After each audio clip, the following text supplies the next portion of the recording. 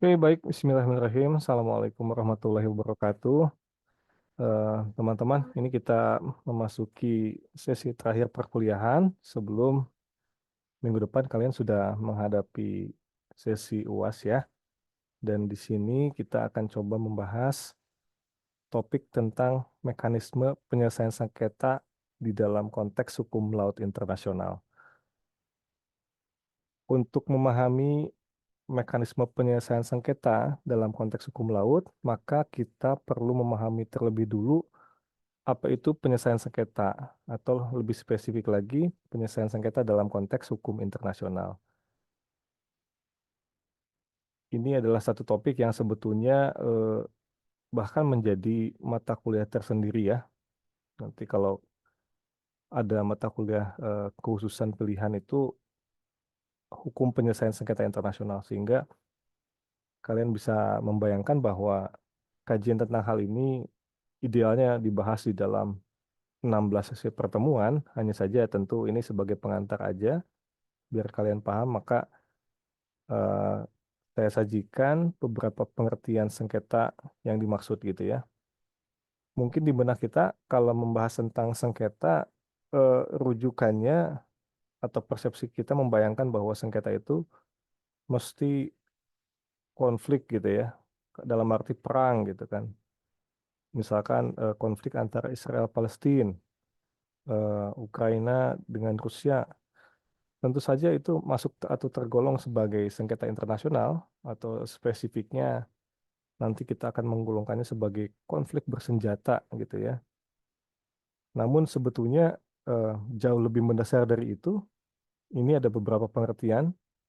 Pertama misalnya yang diajukan oleh PCIG atau Permanent Court of International Justice ya, eh, badan arbitrase, di mana terjemahan bebasnya adalah yang dimaksud dengan sengketa itu ketidaksepakatan atas poin atau aturan hukum atau fakta. Nah, dari frase itu aja kita harus cermat bahwa sengketa itu tidak melulu persoalan perbedaan pandangan tentang aturan hukum saja, melainkan bahkan mengenai fakta.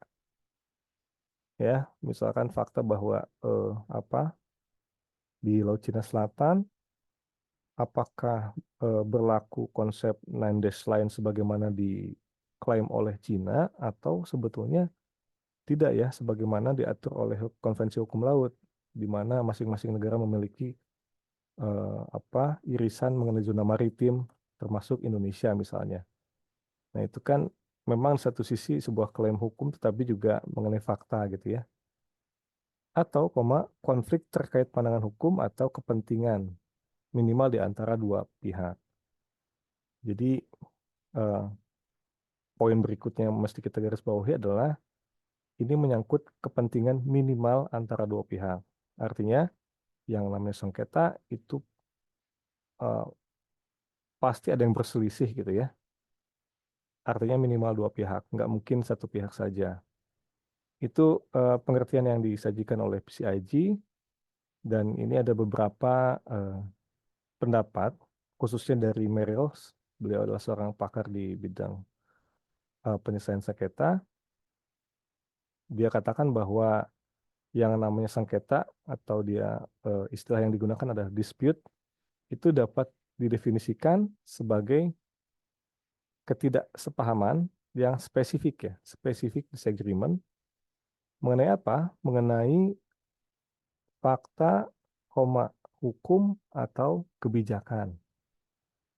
Jadi dia bahkan memperluas ya ke ranah kebijakan pun, kalau ternyata itu menimbulkan ketidaksepahaman, itu dapat diklaim sebagai dasar bagi sengketa. Di mana yang entah fakta, entah hukum atau kebijakan itu eh, yang diajukan oleh salah satu pihak itu kemudian dibantah oleh pihak lain.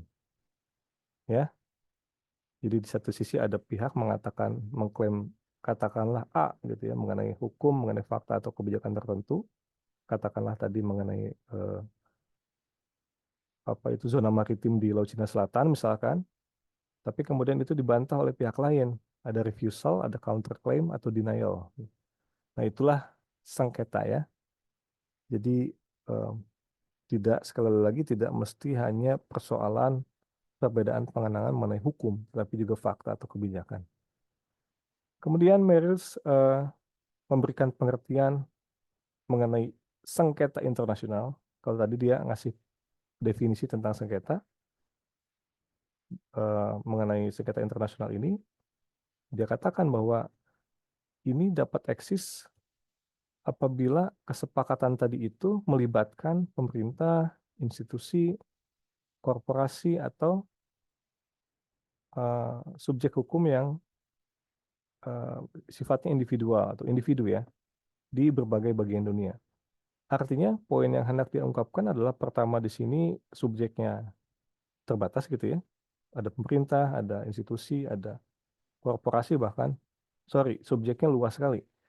Kita perhatikan di sini, ini kan sebenarnya yang lagi diomongin itu bukan hanya subjek HI, melainkan juga subjek hukum nasional terutama ya. Karena kalau ya kita paham bahwa subjek HI yang utama negara, misalnya ada organisasi internasional, sekalipun memang subjek HI dewasa ini juga mencangkup juga korporasi individu, tetapi kan pada dasarnya subjek-subjek yang disebut ini adalah subjek HN. Dan dia katakan di wilayah negara berbeda. Artinya ini lagi membincang tentang dimensi transnasional. Artinya si sengketa itu dalam konteks lintas batas negara gitu ya. Akan tetapi itu kan sebetulnya luas sekali sehingga ini sengketa internasional di sini mencangkup dimensi hubungan yang bersifat katakanlah perdata gitu ya. Dengan kata lain tidak ada pemilahan antara yang publik dan privat. Sedangkan kalau kita bicara hukum laut internasional itu pada dasarnya kita bicara hukum publik internasional ya. Di mana kalau bicara hukum publik internasional dikatakan di paragraf terakhir yang diperbincangkan adalah sengketa antara sovereign states, negara berdaulat, sebagai subjek utamanya. Ya, jadi intinya si Merrill ini ingin bilang bahwa satu sisi oke, sengketa internasional ini bisa luas kayak tadi, mencakup dimensi perdata, tetapi yang lagi kita omongin spesifiknya adalah hukum publik internasional sehingga subjek utamanya adalah negara.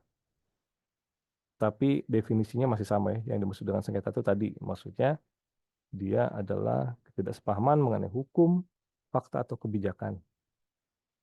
Ini yang dimaksud dengan sengketa internasional ya, teman-teman. Nah, mengenai hal ini ada beberapa prinsip yang berlaku secara umum di dalam hukum internasional.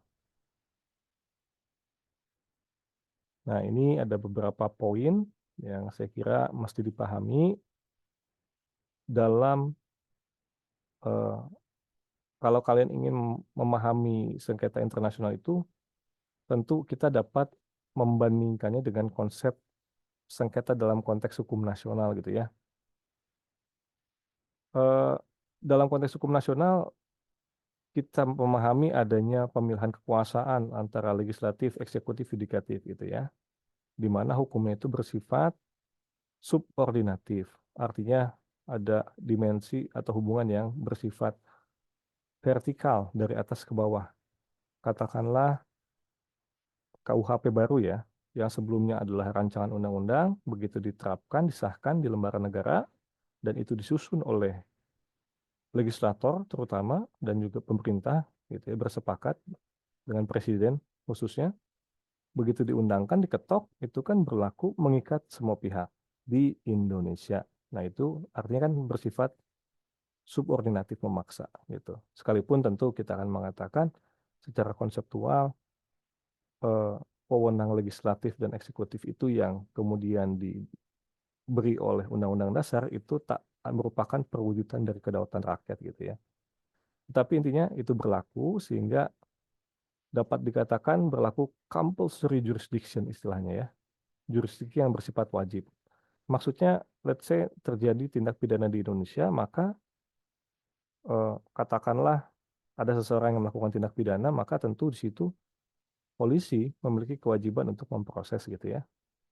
Polisi memproses, melakukan penyelidikan, penyidikan, dan kemudian melimpahkan ke kejaksaan katakanlah. kejaksaan melakukan penuntutan, kemudian dipersidangkan dan hakim memutuskan gitu ya, menjatuhkan putusan hakim. Artinya itu bersifat wajib dan kan maksudnya si pelaku tidak bisa mengatakan, saya nggak mau lewat jalur pengadilan misalnya, saya pengen lewat apa itu arbitrase misalnya atau lewat alternatif penyelesaian sengketa. Tidak begitu ya. Kalau dalam konteks hukum nasional, eh, saya tadi percontohkan hukum pidana itu bersifat compulsory. Tetapi tentu kita bisa membayangkan pula dalam konteks hukum nasional ini eh, sengketa-sengketa yang bersifat katakanlah keperdataan, ya. Nah, kalau keperdataan kan sebetulnya bersifat opsional ya. Katakanlah Alia, Akbar, atau Feby mengalami kerugian karena bikin perjanjian dengan pihak lain gitu ya. Eh, ada kesepakatan, tapi kemudian pihak lain melakukan prestasi. Nah, di situ kan sebetulnya kita punya pilihan untuk katakanlah membawa persoalan itu ke pengadilan atau tidak gitu ya. Ke pengadilan lewat gugatan, let's say. Tapi kalau tidak, ya tentu lewat alternatif penyelesaian sengketa. Bisa lewat negosiasi, di mediasi pihak lain, bisa juga lewat arbitrase, katakanlah. Nah, itu berdasarkan konsen atau kesepakatan. Nah, penyelesaian sengketa dalam hukum internasional itu lebih mirip sebetulnya dalam hubungan keperdataan. Ya, ini untuk memberikan paradigma ke kalian ya. Eh, Ingat di dalam hukum internasional semua negara berdaulat sehingga tidak ada compulsory jurisdiction gitu ya. Maksudnya sekalipun kita memahami adanya mahkamah internasional, bukan berarti setiap sengketa itu dapat otomatis bisa dibawa ke sana gitu. Nggak begitu ya, karena negara harus setuju atau sepakat dulu. Demikian pula dalam konteks hukum pidana internasional, eh, apa yang namanya Mahkamah Pidana Internasional, nanti kita akan melihat, itu nggak otomatis punya wewenang untuk mengadili perkara kejahatan internasional kalau negara belum meratifikasi Statuta Roma atau Statuta ICC. Ya, nah itulah gambaran dasarnya dan di sini kita akan melihat ada 7 prinsip. Pertama, prinsip yang berlaku di dalam penyelesaian sengketa internasional itu adalah prinsip itikat baik. Artinya kita mesti membayangkan bahwa sekalipun menyelesaikan sengketa melalui jalur litigasi atau hukum itu akan dipersepsi sebagai mungkin konflik gitu ya, tetapi itu harus kita anggap sebagai itikat baik dalam arti ya sekurang-kurangnya mereka masih ingin menyelesaikan sengketa. Karena nanti kita akan melihat yang di luar lingkup prinsip itikat baik itu adalah penyelesaian sengketa secara tidak damai, di mana salah satu jalur mekanismenya adalah melalui peperangan misalnya gitu ya, melalui konflik bersenjata. Itu tentu tidak masuk gitu ya ke dalam dimensi itikat baik. Sehingga kita mesti memahami secara a contrario, sekalipun ini melalui jalur hukum, katakanlah itu mestilah memuat itikat baik. Karena tujuan akhirnya adalah para pihak ingin menyelesaikan sengketa itu. Berikutnya, yang kedua adalah prinsip larangan penggunaan kekerasan dalam penyelesaian sengketa. Nah, ini suatu prinsip dasar juga di dalam hukum internasional di mana semenjak adanya piagam PBB itu penggunaan kekerasan itu menjadi dilarang.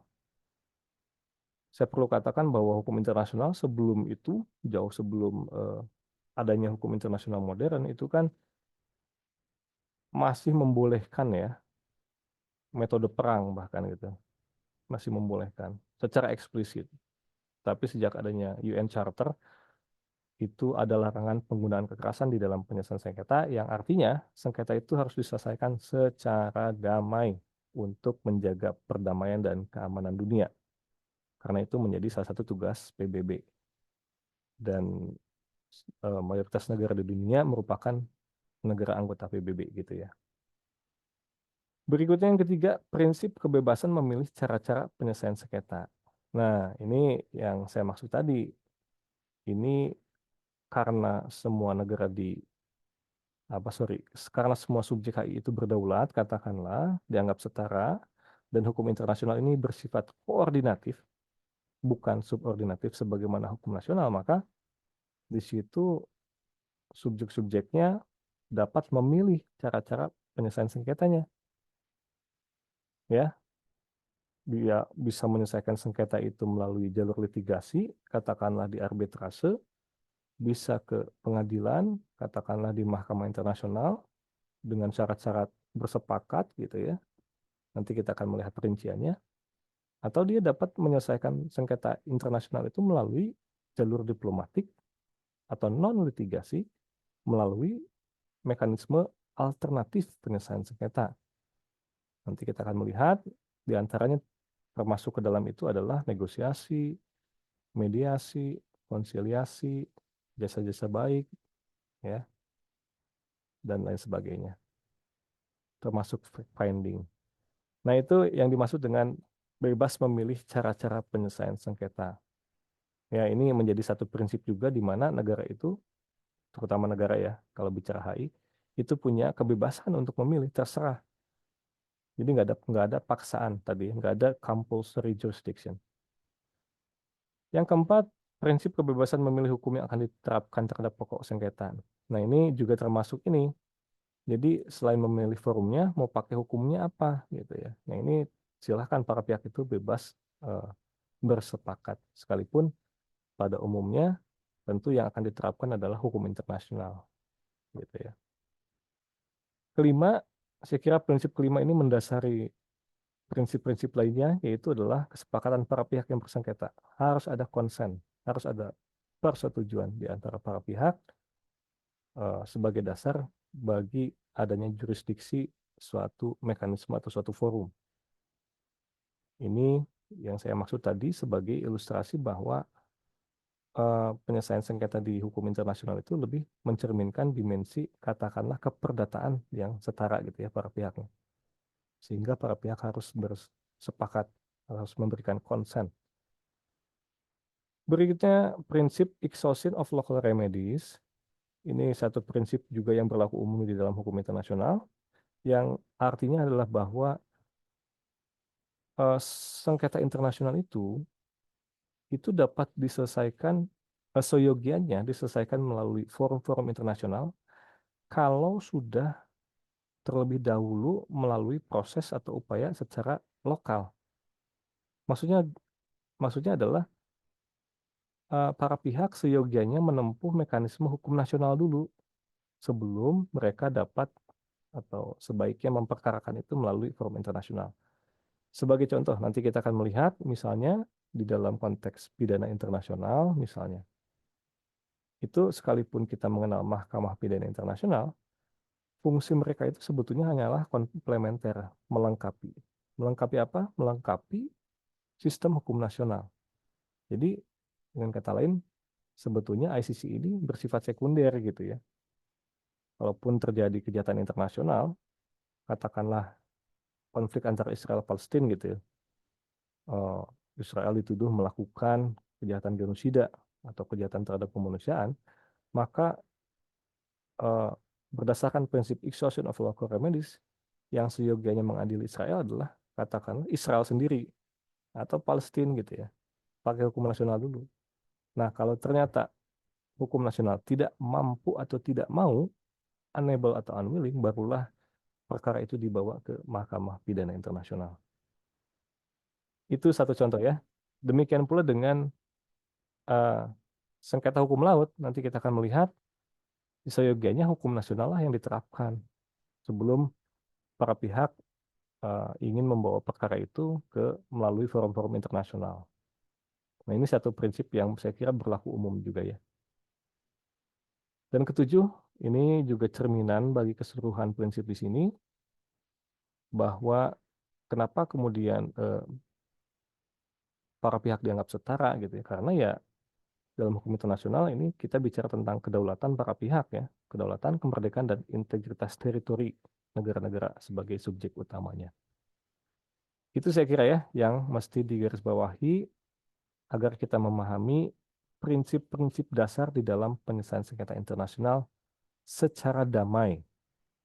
Nah, ini dikatakan secara damai karena artinya ada penyelesaian sengketa yang tidak secara damai.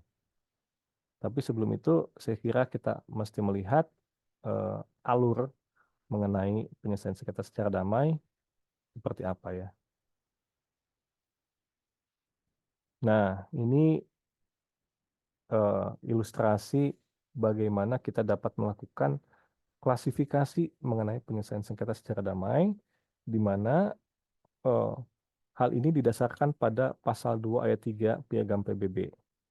Dikatakan menurut pasal 2 ayat 3 bahwa semua negara anggota PBB itu shall seyogianya menyelesaikan sengketa internasional di antara mereka melalui peaceful means dengan cara-cara damai, yang mana cara tersebut dapat mempertahankan perdamaian dan keamanan dan tidak membahayakan eh, keadilan gitu ya atau tatanan global. Ini eksplisit tercantum di dalam pasal 2 ayat 3 Piagam PBB. Namun dari sini sebetulnya tadi sekalipun saya menyuguhkan beberapa pengertian mengenai sengketa internasional, sebetulnya karena tadi dikatakan bahwa yang namanya sengketa itu nggak mesti persoalan perbedaan pandangan hukum, cukup perbedaan pandangan fakta atau kebijakan, maka tentu kita bisa membayangkan ada ahli yang kemudian mengatakan kita harus melakukan pemilihan antara sengketa hukum dan sengketa politik gitu ya. Ini menjadi satu perdebatan tersendiri karena ada sekurang-kurangnya 3 pandangan yang mengatakan bahwa pertama ada yang mengatakan ya sengketa hukum itu mesti berbeda dengan sengketa politik, dapat dipilah secara hitam putih. Tapi ada pula yang mengatakan bahwa setiap sengketa hukum memiliki dimensi politik gitu ya. Jadi kadang-kadang sulit dipilah secara tegas. Ada pendapat jalan tengah gitu yang mencoba melihat ya pokoknya sengketa hukum itu adalah sengketa yang dapat dibawa ke melalui jalur-jalur hukum. Oke, itu 3 pandangan yang saya coba sederhanakan di sesi ini ya, biar kalian mengetahui saja. Jadi intinya yang namanya sengketa internasional itu ada 3 klasifikasi lah. Cuma gampangnya begini saya kira. Yang namanya sengketa hukum itu selain dapat diselesaikan lewat jalur diplomatik atau non-litigasi, tapi dia terutama dapat diselesaikan melalui jalur tribunal atau litigasi. Sedangkan sengketa politik ya persis karena dia katakanlah murni politik dan tidak ada dimensi hukumnya, maka dia hanya dapat diselesaikan melalui jalur diplomatik ya. Maka arahnya menjadi seperti ini. Oke, ini pendapat saya ya. Nah, ini di klasifikasi antara sengketa hukum dan politik kita bisa melihat pasal 33. Ini masih Piagam PBB dikatakan bahwa katanya para pihak yang bersengketa itu di dalam menjaga perdamaian dan keamanan dunia, dalam menyelesaikan sengketa itu harus pertama-tama katanya mencari solusi melalui, nah ini dia udah ngomongin soal forum atau mekanismenya ya. Melalui apa? Melalui negosiasi, inquiry atau pencarian fakta, mediasi, konsiliasi, arbitrase, atau judicial settlement atau pengadilan, atau penyelesaian melalui eh, mekanisme regional, ya, atau cara-cara lainnya, cara-cara damai lainnya yang disepakati, ya. Nah ini eh, apa dasar hukum saya kira yang menjadi yang merujuk segala hal yang tadi kita bahas ya. Dan dari sini maka kita bisa melakukan klasifikasi lebih lanjut bahwa ada 2 mekanisme penyelesaian sengketa internasional secara damai, yaitu melalui litigasi atau tribunal, yang isinya adalah melalui arbitrasi atau lewat pengadilan, atau melalui jalur diplomatik.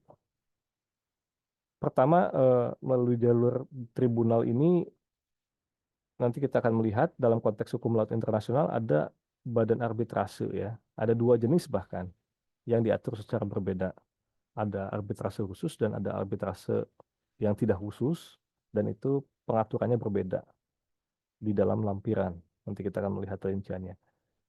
Tapi juga selain itu, selain arbitrase, ada juga lembaga pengadilan. Lembaga pengadilan dimaksud di sini dalam konteks hukum laut internasional adalah rujukannya bisa Mahkamah Internasional atau International Court of Justice, atau yang kedua, yang lebih spesifik bicara mengenai sengketa internasional dalam konteks hukum laut, yaitu adalah International Tribunal on the Law of the Sea atau ITLOS atau Mahkamah Hukum Laut Internasional. Itu pun ada dua ya. Jadi itu silahkan memilih nanti para pihak itu. Itu kalau kita lagi ngomongin tentang penyelesaian sengketa melalui jalur tribunal. Tetapi sekali lagi sengketa hukum itu tidak mesti melalui tribunal untuk diselesaikan, tetapi dapat pula melalui jalur diplomatik atau non-litigasi. Di mana yang dimaksud dengan itu adalah alternatif penyelesaian sengketa ya. Di dalamnya ada mekanisme negosiasi. Kalau negosiasi ini mudahnya ya tentu para pihak berunding gitu ya. Sehingga artinya minimal ada dua belah pihak yang kemudian melakukan perundingan atau negosiasi. Selain itu ada pula mekanisme mediasi. Kalau mediasi tentu tidak hanya dua pihak, tetapi ada pihak ketiga yang menjadi mediator, menjadi penengah di dalam menyelesaikan suatu sengketa. Mediator ini bersifat umumnya aktif gitu ya, di dalam mengupayakan penyelesaian sengketa. Selain mediasi, ada pula yang disebut dengan konsiliasi. Konsiliasi ini pada dasarnya sama seperti mediasi, yaitu dengan melibatkan pihak ketiga. Hanya saja pihak ketiga ini adalah umumnya sebuah komisi. Komisi yang artinya isinya tidak hanya satu pihak, tetapi bisa sampai 5 pihak gitu ya. Dan si konsiliator ini tidak seperti halnya mediator, dia lebih cenderung pasif di dalam penyelesaian sengketa. Oke, kemudian selain itu ada pula mekanisme penyelidikan, istilahnya bisa inquiry atau fact finding, yang intinya berupaya menyelidiki suatu fakta atau hukum. Kan tadi dikatakan yang namanya sengketa internasional itu tidak hanya melulu soal hukum, tetapi juga soal fakta atau kebijakan, dan kerap kali fakta itu menjadi kabur. Ya, katakanlah di Israel Palestina ya, sebagai contoh yang sederhana, sampai sekarang ini saya kira menjadi tantangan bagi para international lawyers untuk mencari fakta apakah misalnya terjadi genosida atau kejahatan kemanusiaan. Satu pihak, lembaga seperti Amnesty International mengambil kesimpulan berdasarkan fakta yang ia temukan telah terjadi kejahatan genosida. Tapi ada lembaga lain yang juga kredibel mengatakan bahwa berdasarkan fakta yang ada itu belum cukup untuk dikatakan sebagai genosida gitu ya. Sehingga mereka menyimpulkan ini barulah ke tahap kejahatan kemanusiaan. Nah, itu satu contoh saja ya, di mana pencarian fakta itu menjadi penting. Dan kelima, jasa-jasa baik atau good offices ini juga saya kira sama pada dasarnya seperti halnya mediasi atau konsiliasi karena melibatkan pihak ketiga di dalam menyelesaikan sengketa. Satu contoh yang kerap dikutip adalah misalnya ketika Indonesia bersengketa dengan GAM, ya pada saat ketika itu ada gerakan katakanlah semi pemberontakan ya di Aceh yang hendak membebaskan diri sebagai negara berdaulat dan melawan pemerintah Indonesia, dan pada saat itu jika tidak salah ingat Finlandia ya menjadi pihak ketiga yang kemudian turut memberikan jasa-jasa baiknya sebagai penengah. Itu ya teman-teman. Jadi sekali lagi penyelesaian sengketa internasional secara damai itu adalah ilustrasinya seperti ini. Berikutnya kita akan melihat, dari tadi kita ngomongin tentang penyelesaian sengketa secara damai. Sehingga kita mungkin membayangkan ada penyelesaian sengketa yang tidak damai gitu ya, yang non damai. Yang mana ya dapatlah kita katakan penyelesaian sengketa itu melalui jalur kekerasan. Nah, ini pertama perlu kita pahami bahwa di dalam pasal 2 ayat 4 Piagam PBB itu diatur ya mengenai prinsip dasar bahwa yang namanya penyelesaian sengketa dengan kekerasan itu pada dasarnya dilarang. Namun kalau kita perhatikan frase kalimat yang digunakannya itu menarik teman-teman. Dikatakan bahwa semua negara pihak shall refrain. Semua negara pihak harus seyogianya menahan diri katanya. Menahan diri apa?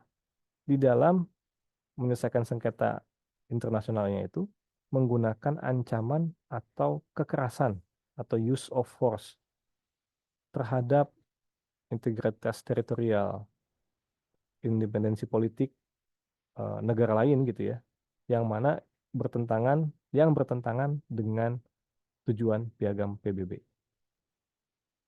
Oke, perhatikan sekali lagi. Pasal 2 ayat 4 Piagam PBB mengatakan semua negara pihak seyogianya menahan diri untuk nggak pakai ancaman atau kekerasan yang bertentangan dengan tujuan Piagam PBB. Pertama, shall refrain ini tentu bisa kita golongkan sebagai suatu larangan, tetapi dapat juga sebagai anjuran. Kalau anjuran kan ya bisa ditaati, bisa tidak gitu ya. Itu satu poinnya. Dan yang kedua, yang dilarang ini, kalau kita kategorikan frase yang pertama ini sebagai larangan, yang dilarang itu adalah menggunakan ancaman atau kekerasan yang bertentangan dengan tujuan piagam PBB. Jadi ada dua unsur gitu. Nanti kalau kalian belajar hukum pidana internasional, atau mungkin sudah ya, itu akan memahami bahwa tidak semua ancaman atau penggunaan kekerasan itu bertentangan dengan tujuan piagam PBB. Ya, sedangkan dia bilangnya yang nggak boleh itu menggunakan ancaman atau kekerasan yang terhadap integritas teritorial negara lain, independensi politik negara lain, yang mana bertentangan dengan tujuan piagam PBB. Nah, itu kan menjadi satu isu tersendiri tuh, mengenai apa yang bertentangan dan apa yang tidak. Tetapi yang pasti, sesungguhnya pasal 2 ayat 4 piagam PBB ini tidak sepenuhnya melarang, saya perlu katakan ya, tidak sepenuhnya melarang penggunaan kekerasan sebagai salah satu metode penyelesaian sengketa. Kenapa? Nah, nanti kita akan melihat di pasal 51 ya. Karena ya intinya setiap negara itu berdaulat. Kalau negara berdaulat itu kan berarti ya dia nggak ada ibaratnya kekuatan lain yang dapat melampaui dia. Dan oleh karena dia berdaulat, maka di dalam dirinya itu melekat hak yang bersifat inheren untuk melakukan pertahanan diri. Ya. Nah, sebelum ke situ kita lihat bahwa di sini ada istilah retaliasi. Retaliasi ini gampangnya adalah suatu mekanisme pembalasan. Ya katakanlah terjadi sengketa internasional, maka negara dapat melakukan respon gitu ya atau pembalasan. Dan di sini kita lihat ada pembalasan yang sifatnya lawful atau legal dan yang ilegal. Yang ilegal itu kita menyebutnya sebagai reprisals. Ilegal di sini artinya eh, contoh paling gampang memang melalui konteks hukum humaniter misalnya ya. Kalau kalian masih ingat waktu rame sengketa Israel sama Palestina, sempat tersiar kabar juga bahwa Israel melakukan penyerangan ke Iran gitu ya, melalui pakai drone atau apalah gitu. Satu sisi serangan Israel ke Iran itu adalah satu agresi ya, satu serangan yang tentu melanggar hukum internasional. Tetapi kemudian Iran waktu itu merespon, kita melakukan retaliasi, sehingga pada saat itu Iran setelah diserang pakai drone, melakukan serangan balik ke wilayah Israel. Alasannya dia melakukan self-defense. Padahal yang dilakukan itu adalah reprisal karena nanti kita akan melihat yang namanya self-defense itu ada syarat-syaratnya ya. Jadi intinya nggak boleh melakukan pembalasan sebetulnya. Yang dimaksud dengan self-defense itu lebih kepada menangkis. Ya. Oke, kita perhatikan pasal 51 Piagam PBB mengatakan bahwa tidak ada ketentuan di dalam Piagam PBB yang dapat shall impair, menghalangi hak yang inheren di dalam negara untuk melakukan self-defense apabila dia diserang, apabila terjadi arm attack gitu ya. Jadi kalau negara itu mengalami serangan, maka dia memiliki hak yang inheren untuk melakukan pertahanan diri baik secara individual maupun secara kolektif. Ini bahkan ditegaskan oleh Piagam PBB ya. Dan ketentuan inilah yang saya maksud tadi bahwa tidak seutuhnya metode penyelesaian dengan cara kekerasan itu dilarang. Nah, ini dari sini maka tentu kita bisa memilah antara retaliasi yang lawful dan unlawful. Tadi saya sudah menjelaskan tentang yang unlawful atau reprisal. Ada pula yang lawful yaitu self defense atau pertahanan diri. Nah, pertahanan diri ini dalam konteks tadi misalnya dalam konteks serangan antara Israel dan Iran itu kita dapat menggolongkan Iran tengah melakukan pertahanan diri apabila yang dimaksud itu adalah misalnya Israel melakukan serangan pakai rudal gitu ya atau pakai drone, tapi kemudian si drone atau rudal itu dihancurkan oleh Iran. Nah, itu yang dimaksud dengan self defense. Jadi menangkis ya, bukan nunggu diserang dulu terus nyerang balik. Nah, itu sama-sama melakukan arm attack ya, sama-sama melanggar kedaulatan kalau itu, bukan self defense. Bahkan di sesi mata kuliah hukum pidana internasional saya menerangkan lebih lanjut bahwa yang namanya self defense itu harus proporsional. Proporsional itu tadi ya berupaya menangkis aja bukan membalas. Dan kedua harus menyangkut imminent attack atau imminent threat. Imminent itu maksudnya sesuatu yang nyata di depan mata gitu ya. Ancamannya kayak tadi ada rudal dari Israel. Wah, itu nyata kan depan mata. Maka Iran boleh menghalau si rudal itu, menghancurkannya. Nggak boleh misalnya sebagai contoh lain, kalau kalian pernah mendengar di tahun 2003 itu terjadi invasi yang dilakukan oleh Amerika Serikat ke Irak. Jadi waktu itu alasan yang dilakukan Amerika Serikat secara argumentasi hukumnya itu adalah melakukan self defense. Self defense apa? Salah satu argumennya adalah Irak dituduh punya eh, apa itu senjata nuklir gitu ya. Jadi kata mereka daripada nunggu diserang dulu, mereka menyerang duluan. Nah, itu tidak iminen gitu ya. Itu mah ya dalih gitu.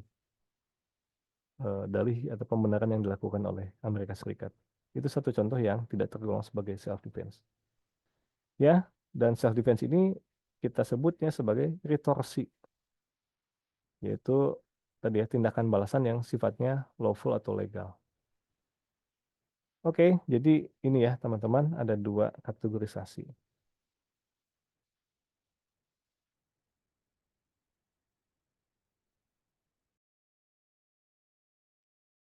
Oke, itu ya teman-teman sekali lagi penyelesaian sengketa itu nggak mesti lewat jalur atau cara damai, tetapi juga ada pula cara-cara kekerasan yang dapat kita pilih, yaitu retaliasi yang bersifat legal atau lawful, dan ada pula retaliasi yang bersifat unlawful. Untuk memberikan contoh lain, misalnya kita sering mendengar istilah tindakan-tindakan yang tidak bersahabat. Sebagai contoh, persona non grata gitu ya, pemulangan pejabat diplomatik. Nah, itu saya kira salah satu bentuk tindakan retaliasi yang lawful, yang legal gitu ya. Atau deportasi, atau hambatan perekonomian misalnya. Itu beberapa contoh yang dapat kita golongkan sebagai retorsi. Tetapi ada pula tindakan reprisal yang kita eh, klasifikasi sebagai tindakan yang ilegal secara hukum internasional. Nah, ini berikutnya saya akan memberikan ilustrasi tentang mekanisme penyelesaian sengketa. Ini enaknya mah nanti di akhir sih sebetulnya, cuma nggak apa-apa lah karena slide-nya ada di sini ya. Nah, ini teman-teman, slide ini hendak menunjukkan bahwa sekali lagi penyelesaian sengketa internasional itu membutuhkan konsen. Dan kita perlu memahami pula jurisdiksi masing-masing lembaga. Misalnya di sini di kiri ada Mahkamah Internasional dan sebelah kanan ada Mahkamah Pidana Internasional. Kita lihat di sini bahwa sumber hukumnya berbeda, pengaturannya gitu ya, dan jurisdiksinya pun berbeda. Kalau Mahkamah Internasional yang dapat bersengketa di sana, menurut pasal 34 ayat 1, hanyalah negara. Ya. Jadi sekalipun kita belajar bahwa ada subjek hak selain negara, tetapi berdasarkan pasal 34 ayat 1 ini, cuma negara yang dapat berperkara di Mahkamah Internasional. Kemudian jurisdiksi rasional materinya, rasional materi itu maksudnya pokok perkara apa sih yang dapat kita ajukan ke sana?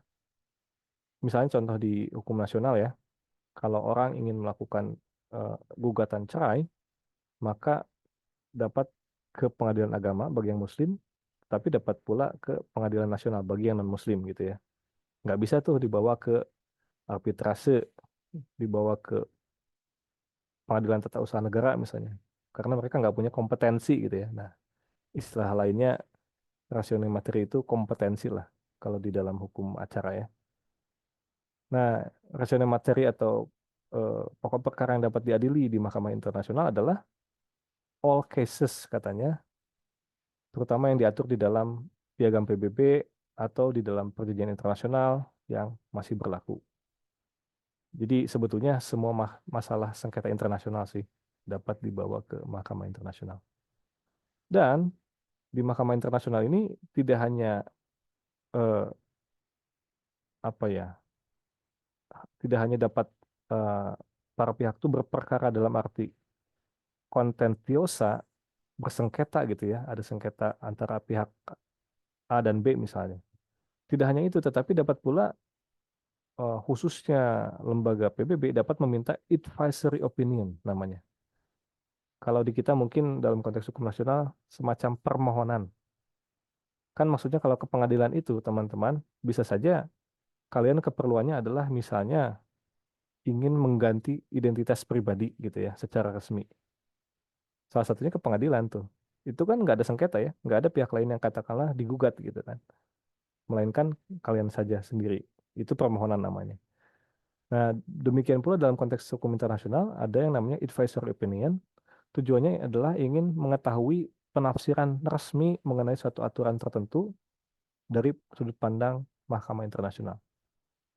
Ya, jadi ada pula yang bersifat tidak kontentiosa atau tidak bersengketa gitu. Sedangkan yang dimaksud dengan contentiosa atau contentious jurisdiction adalah sengketa dalam arti tadi ya, ada dua belah pihak yang memiliki pandangan berbeda. Ini Mahkamah Internasional ya teman-teman, dan syaratnya untuk membawa ke sana itu adalah konsen. Jadi sekalipun semua negara anggota PBB otomatis merupakan anggota Mahkamah Internasional, ya itu tidak otomatis Mahkamah Internasional punya compulsory jurisdiction, tidak, melainkan para pihak harus bersepakat. Atau kecuali para pihaknya telah melakukan deklarasi mengakui jurisdiksi Mahkamah Internasional. Misalnya Israel sama Palestina, gitu ya. Mereka apakah dapat berperkara di Mahkamah Internasional? Bisa dengan syarat mereka sepakat, gitu ya. Ada special agreement yang dibuat oleh kedua belah pihak untuk membawa perkara itu ke Mahkamah Internasional, sehingga Mahkamah Internasional punya wewenang, punya kompetensi. Tapi kalau nggak ada kesepakatan, nggak bisa tuh. Dan sejauh ini kita tentu akan membayangkan bahwa mana mungkin Israel mau bersepakat dengan Palestina ya untuk membawa perkaranya ke Mahkamah Internasional, mengingat dia ya pelakunya gitu ya. Atau misalkan Israel sama Palestina ini melakukan deklarasi yang mengakui jurisdiksi Mahkamah Internasional. Kalau mereka masing-masing sudah melakukan deklarasi, maka tidak diperlukan lagi special agreement tadi gitu. Dan sayangnya kedua belah pihak tidak belum melakukan deklarasi ya. Itu ya kalau kita berbicara tentang Mahkamah Internasional. Ini contoh lainnya adalah Mahkamah Pidana Internasional. Kita perhatikan, mungkin kita membayangkan semua perkara atau tindak pidana itu bisa dibawa ke ICC ya. Pertama tadi, kita harus pahami bahwa ICC ini bersifat komplementer, dia bersifat melengkapi mekanisme hukum nasional. Kalau hukum nasional tidak mau atau tidak mampu, maka barulah dapat dibawa ke ICC. Itu pun dengan syarat, eh, ya pada dasarnya negaranya harus meratifikasi dulu Statuta Roma. Dan kita perhatikan jurisdiksi ratione personae-nya, siapa atau para pihak yang dapat berperkara atau yang dapat diadili, dikatakan bahwa yang dapat diadili itu adalah orang perorangan. Kita tentu di dalam hukum pidana itu hanya mengenal individual criminal responsibility. Sebagai contoh, dalam konflik Israel-Palestina, ICC telah mengeluarkan arrest warrant, surat penangkapan terhadap diantaranya Netanyahu gitu ya. Jadi yang ingin diadili itu orang perorangan, bukan negara gitu, bukan Israel, tapi si Netanyahu-nya gitu, yang memiliki wewenang di sana. Kemudian apa pokok perkara yang dapat diadili di Mahkamah Pidana Internasional? Yang dapat diadili itu hanyalah the most serious crimes of international concern. Dan di sini, kalau kalian masih ingat di dalam mata kuliah hukum pidana internasional, itu hanya merujuk kepada 4 kejahatan, yaitu kejahatan genosida, kejahatan kemanusiaan, kejahatan agresi, dan kejahatan perang, ya. Cuma kejahatan 4 itu doang yang dapat diadili di Mahkamah Pidana Internasional. Jadi nggak semua, misalnya kejahatan narkotika yang bersifat lintas batas negara, nggak bisa dibawa ke ICC gitu ya. Nggak, intinya cuma 4 itulah yang bisa diperkarakan. Nah, ini perlu kita pahami teman-teman ya, yang namanya jurisdiksi ini. Karena setiap lembaga itu memiliki perbedaan jurisdiksi. Tentu sengketa hukum laut nggak bisa dibawa ke ICC, tetapi dapat dibawa ke ICJ atau Mahkamah Internasional. Ya, baik itu teman-teman, saya kira pengantar untuk penyelesaian sengketa internasional. Berikutnya kita akan masuk lebih dalam menukik membahas tentang sengketa hukum laut internasional. Ini kita baru masuk ya. Nah, ini kalau kita ingin memahami fitur utama di dalam UNCLOS, kita kan kalau bicara tentang hukum laut internasional, pada dasarnya sebetulnya kita lagi membincang tentang konvensi hukum laut ya, atau ini United Nations Convention on the Law of the Sea tahun 1982, karena itulah dasar hukum yang pada dasarnya mengatur nyaris keseluruhan mengenai hukum laut. Nah, di dalam UNCLOS itu atau konvensi hukum laut itu ada beberapa fitur yang dapat kita lihat dalam kaitannya dengan penyelesaian sengketa internasional.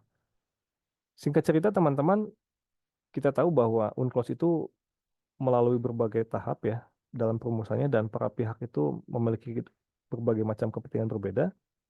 Yang intinya si UNCLOS ini hendak eh, menengahi dua pandangan berbeda, di mana satu sisi waktu itu ada pihak yang ingin membuat bahwa UNCLOS ini memuat konsep compulsory jurisdiction gitu ya. Itu biasa di dalam sejarah itu diusulkan oleh negara-negara berkembang. Tetapi bagi negara maju ya nggak mesti gitu. Ada yang berpandangan bahwa cukuplah melalui jalur arbitrase. Nah, jadi si UNCLOS ini memuat kedua pandangan itu lagi-lagi ya, berupaya untuk menengahi. Ada 4 poin utama atau 4 fitur. Pertama, Konvensi Hukum Laut menetapkan prosedur penyelesaian sengketa, termasuk prosedur wajib. Nah, ini compulsory jurisdiction, istilahnya prosedur wajib ya, terjemahannya. Sebagai bagian terpadu dari konvensi. Prosedur terpadu untuk penyelesaian sengketa dapat dianggap sebagai alat penting untuk mengamankan integritas penafsiran konvensi. Nah, ya, bicara tentang penafsiran dalam konteks hukum internasional, dasarnya adalah perjanjian internasional, UNCLOS, tetapi kan kadang-kadang tafsirannya apa? Nah, itu menjadi masalah kan, kalau kemudian misalnya tidak ada forum yang dapat memiliki penafsiran atau otoritas tunggal gitu ya. Kalau semua pihak dikasih ruang untuk menafsir, ya bagaimana dengan penafsiran? Nah, itu sebabnya si Konvensi Hukum Laut ini memuat prosedur wajib. Tetapi mekanismenya seperti apa nanti kita akan lihat ya. Berikutnya, Konvensi Hukum Laut menetapkan prosedur wajib untuk penyelesaian sengketa yang melibatkan eh, decision, keputusan yang mengikat para pihak pada konvensi. Penyelesaian sengketa wajib berkontribusi untuk mengamankan keseragaman interpretasi. Nah, sekali lagi, kenapa kemudian adanya compulsory jurisdiction, itu tujuannya adalah untuk menyeragamkan interpretasi atau penafsiran atas konvensi hukum laut. Ini saya kira satu topik yang dikaji di dalam mata kuliah hukum perjanjian internasional ya. Jadi kalau kita mempelajari di situ, maka persoalan penafsiran itu menjadi salah satu persoalan yang sifatnya selalu kontroversial, karena pada dasarnya setiap negara punya wewenang untuk menafsirkan, tapi sisi lain kita akan bertanya siapa penafsiran yang paling tepat kan gitu ya. Dan itu sebabnya sekali lagi si Konvensi Hukum Laut ini menyediakan mekanisme atau prosedur wajib. Kemudian fitur ketiga adalah diciptakannya badan peradilan baru yang bersifat permanen, yaitu ITLOS atau International Tribunal on the Law of the Sea. Itu Mahkamah Hukum Laut Internasional. Jadi selain ada ICJ, ada pula ITLOS ya. Dan keempat, Konvensi Hukum Laut menciptakan sistem yang fleksibel yang memungkinkan negara pihak untuk memilih satu atau lebih prosedur penyelesaian wajib yang ditetapkan dalam bagian 15 konvensi. Maksudnya bagian 15 ini nanti kita akan melihat bahwa yang namanya penyelesaian sengketa dalam konteks hukum laut itu diatur di bab atau di bagian 15 ya. Jadi nah poin keempat ini saya kira mesti digarisbawahi bahwa intinya si konvensi hukum laut ini ngasih sistem yang fleksibel. Jadi sekalipun ada compulsory jurisdiction, ada mekanisme wajib, sebetulnya pada dasarnya mah tetap harus ada kesepakatan para pihak dulu, nanti kita akan melihatnya ya. Jadi intinya si konvensi ini hendak memadukan mekanisme yang fleksibel yang sifatnya konsensus, bersifat pilihan, bersifat opsional, tapi di saat yang sama juga menyediakan mekanisme wajib atau compulsory jurisdiction biar tujuannya ada penafsiran yang seragam mengenai konvensi hukum laut. Ini fitur utama yang terkandung mengenai penyelesaian sengketa internasional di dalam konvensi hukum laut. Nah, tentu kalau kita melihat satu-satu aturannya akan sangat panjang sekali ya teman-teman, sehingga cukuplah saya berikan apa semacam ilustrasi atau gambaran mengenai pasal apa saja, dan inilah bagian-bagian di mana kalian mesti membaca ya kalau ingin mengetahui mengenai mekanisme penyelesaian sengketa dalam konteks hukum laut. Kita perhatikan di sebelah kiri itu settlement of dispute itu diatur di dalam bab atau bagian 15 ya. Dan di bagian 15 ini ada section 1, section 2, dan section 3. Dan masing-masing mengkaji persoalan berbeda. Section 1 bicara tentang ketentuan umum, ya, general provisions. Di situ dijabarkan prinsip-prinsip dasarnya, termasuk mekanismenya. Section 2 membahas tentang mekanisme wajib, compulsory procedure. Dan section ketiga membahas tentang batasan-batasan dan pengecualian bagi section 2. Nah, ini salah satu bagian-bagian yang membahas tentang penyelesaian sengketa. Namun bukan satu-satunya ya, karena misalnya di section 5 ini juga masih membahas tentang settlement of dispute dan advisory opinion ya, yang dimiliki oleh ITLOS. Dan sebagaimana kalian bisa lihat di judul, pengaturan penyelesaian sengketa internasional dalam konvensi hukum laut itu ada di bab 15, section 5, dan lampiran 5 sampai 8. Annex 5 sampai 8 pun itu mengatur tentang penyelesaian sengketa ya. Jadi inilah tempat di mana kalian bisa menemukan dasar hukum bagi penyelesaian sengketa internasional dalam konteks hukum laut. Oke, berikutnya kita akan masuk melihat pengaturannya seperti apa ya. Nah, dalam konteks UNCLOS ini ada dua prinsip utama yang berlaku yang diatur di dalam pasal 279 dan 280, di mana ini pada dasarnya mencerminkan urgensi pertama mengenai penyelesaian sengketa itu harus dilakukan secara damai. Ini bunyi pasal 279 ya.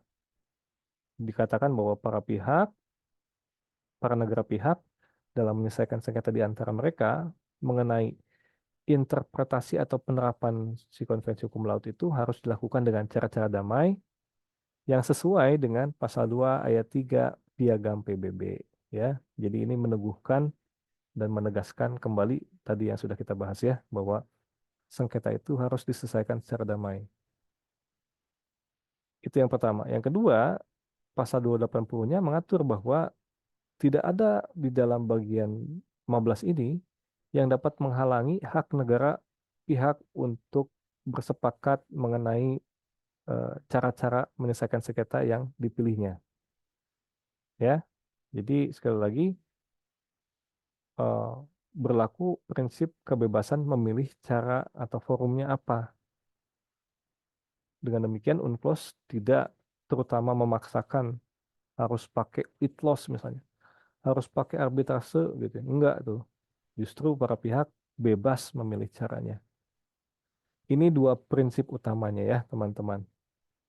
Sekali lagi ini mencerminkan konjungtur hubungan internasional yang pada dasarnya itu bersifat koordinatif ya, tidak kemudian dipaksakan untuk memilih mekanisme apa gitu. Namun kita perlu menyimak pula bahwa di dalam konteks hukum laut ini, dalam konvensi hukum laut itu ada dua sistem sebetulnya, atau kita menyebutnya sistem dua tahap. Pertama, mekanisme volunteer, mekanisme yang bersifat sukarela. Yang mana tadi ya, itu menjadi prinsip dasar yang utama. Jadi sekali lagi pada dasarnya sengketa harus dilakukan secara damai, dan caranya seperti apa? Maksudnya mau lewat arbitrase lah, lewat pengadilan lah, gitu ya, lewat mediasi lah, itu terserah para pihak. Itu aturan utamanya. Tetapi kalau ternyata, nah ini ada yang kedua ya, compulsory procedure. Apabila para pihak yang bersengketa tidak dapat menyelesaikan sengketanya melalui prosedur non wajib tadi atau voluntary procedure, maka sengketa tersebut harus diselesaikan sesuai dengan prosedur wajib yang ditetapkan dalam bagian 2 dari bab 15. Ya, dalam hal ini prosedur wajib pada dasarnya bersifat residual. Residual itu dia berlaku sejauh yang nomor satu nggak berlaku gitu ya. Sejauh yang cara-cara sekorela itu gagal ditempuh gitu. Maka otomatis berlaku compulsory procedure. Oke, ini yang saya maksud bahwa apa si konvensi hukum laut ini mendamaikan dua pandangan. Yang satu bersifat fleksibel, mengakomodasi hak para pihak, tapi sisi lain juga ada mekanisme wajib demi menjaga keutuhan penafsiran konvensi. Nah, apa yang dimaksud dengan compulsory procedure ini? Nah, kita akan melihat ya. Ini mekanisme wajib itu diatur di dalam pasal 281 sampai 283. Jadi yang dimaksud dengan mekanisme wajib di sini itu pertama, di dalam pasal 283 dikatakan bahwa para pihak yang bersengketa itu harus melakukan exchange of views mengenai mekanisme penyelesaian sengketanya, entah lewat negosiasi ataupun cara damai lainnya. Maksudnya, para pihak itu sekali lagi dituntut untuk melakukan pertukaran pandangan tentang kita ini mau pakai mekanisme apa ya gitu ya. Ini sebetulnya pasal 283 ini kan menegaskan kembali tadi bahwa para pihak harus bersepakat gitu. Cuma harus bersepakat di sini dipaksakan gitu ya. Obligation to exchange of views. Jadi para pihak tuh harus berunding. Oke.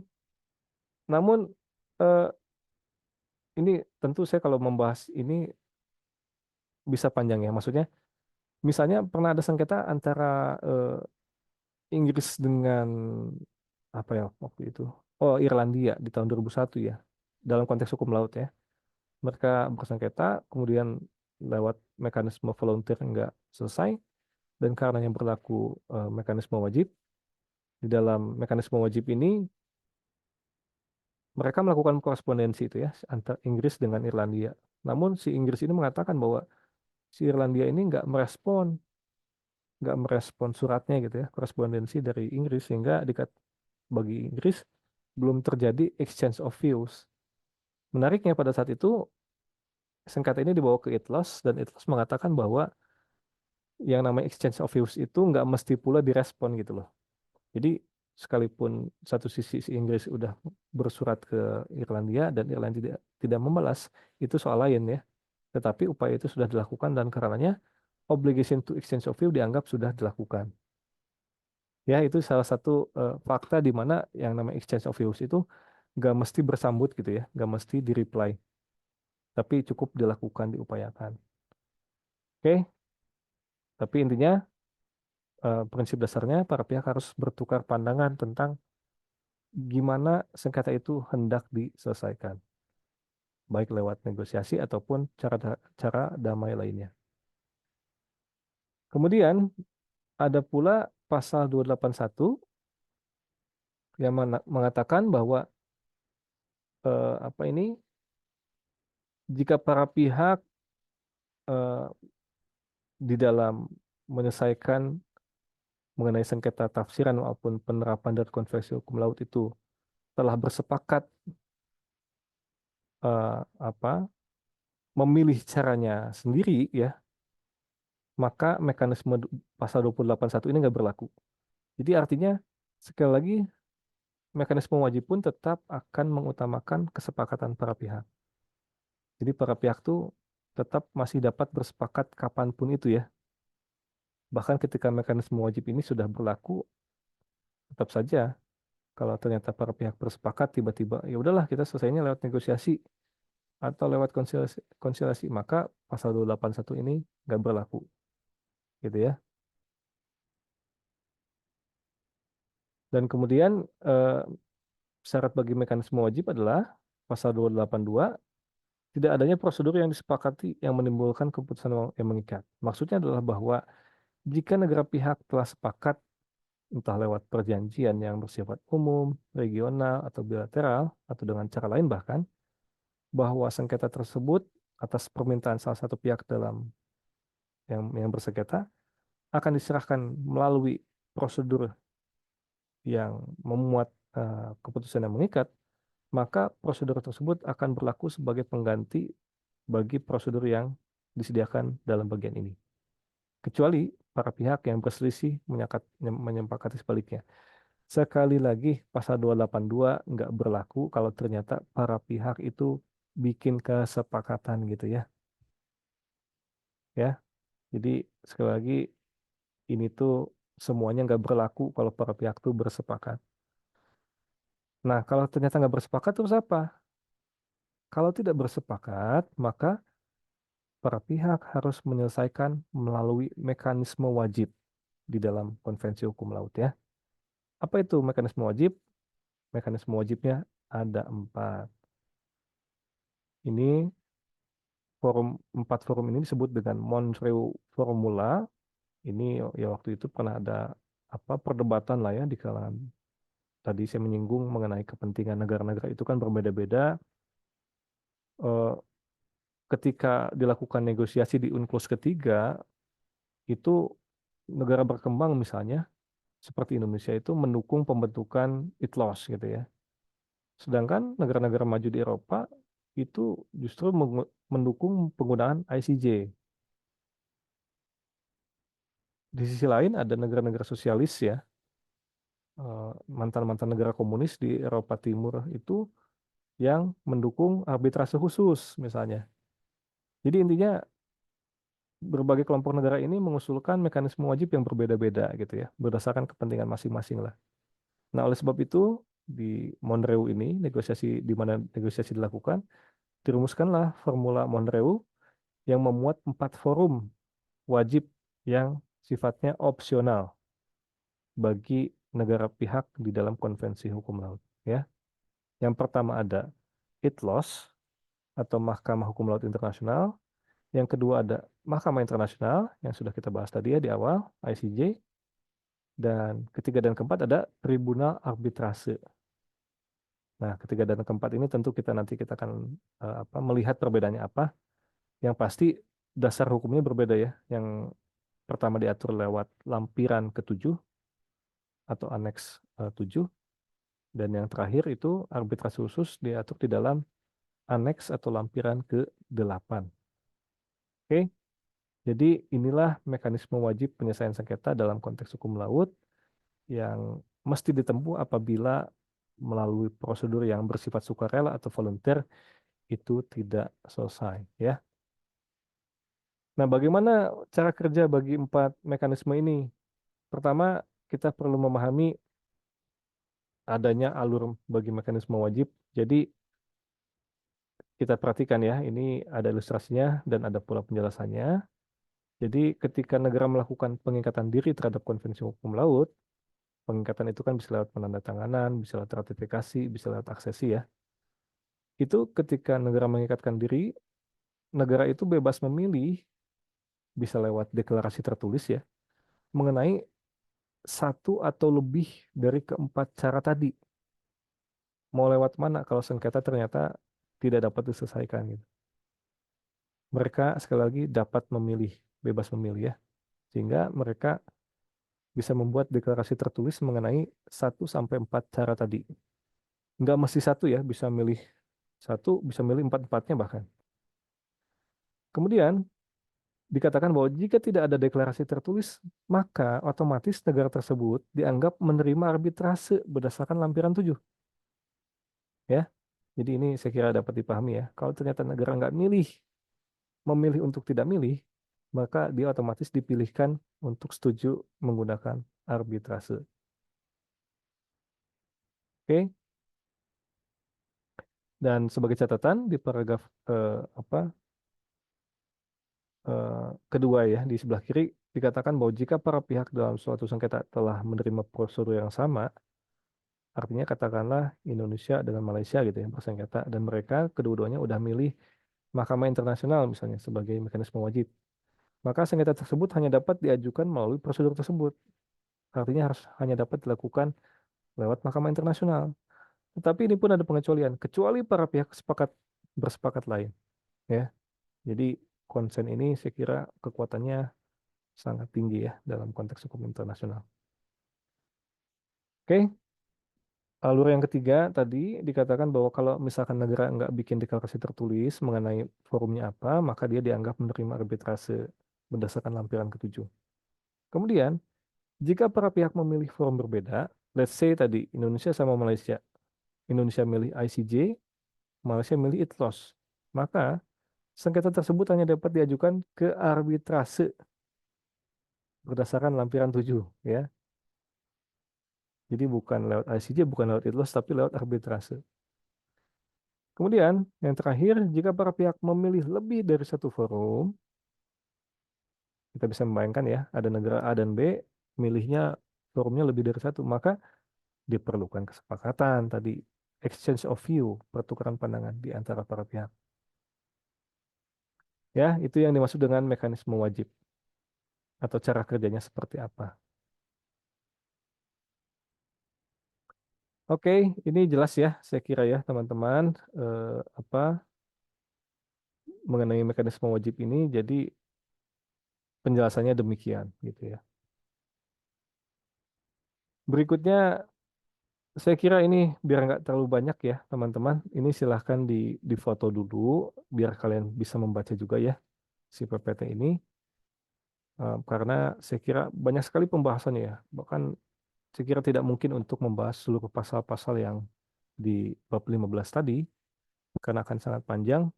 Dan ini diantaranya membahas mengenai batasan terhadap mekanisme wajib. Saya sih coba singgung saja sepintas saja ya, biar tidak terlalu banyak. Jadi di pasal 297 ayat 2 ini ada beberapa batasan bagi mekanisme wajib. Di huruf A dikatakan bahwa negara pantai nggak punya kewajiban untuk menerima sengketa. Maksudnya dia nggak mesti menerima ketika misalkan negara mengajukan sengketa itu ke ITLOS atau ke Mahkamah Internasional. Bagi sengketa yang timbul apa? Karena pelaksanaan hak atau kebijakan negara pantai sesuai dengan pasal 246 mengenai penelitian ilmiah kelautan di ZEE dan di landas kontinen atau keputusan negara pantai untuk memerintahkan penangguhan atau penghentian proyek penelitian. Maksudnya pokok perkara itu nggak mungkin menyangkut hal ini karena kita pahami ya ini di sesi sebelumnya kita pernah membahas mengenai penelitian ilmiah kelautan di mana di ZEE itu ya menjadi diskresi kewenangan bagi negara pantai atau kalaupun pihak lain ingin melakukan penelitian di sana harus ada persetujuan gitu ya. Jadi intinya nggak mungkin eh, negara pantai diperkarakan karena menyangkut persoalan ini. Demikian pula dengan pasal 297 ayat 3 huruf A, apabila berkaitan dengan hak berdaulat atas sumber daya hayati di ZTE gitu ya, termasuk misalnya kewenangan untuk menentukan total allowable catch, jumlah tangkapan ikan yang diizinkan, kapasitas penangkapan dan bagaimana alokasi surplus itu ke negara lain mengenai perikanan, itu kan menjadi wewenang bagi negara pantai ya. Jadi nggak mungkin diperkarakan atas hal itu. Jadi negara nggak memiliki kewajiban untuk menerima sengketa kalau pokok perkaranya, kalau rasional materinya mengenai hal ini. Jelas ya, teman-teman ya.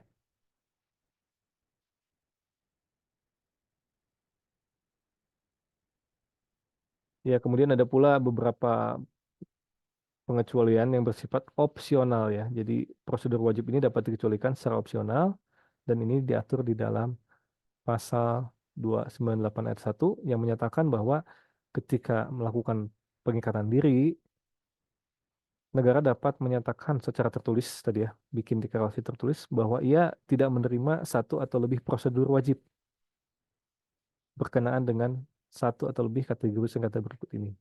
Jadi kalau sengketa ini menyangkut 1 sampai 3 ini, maka si negara punya pilihan untuk tidak menerima prosedur wajib yang mana gitu ya.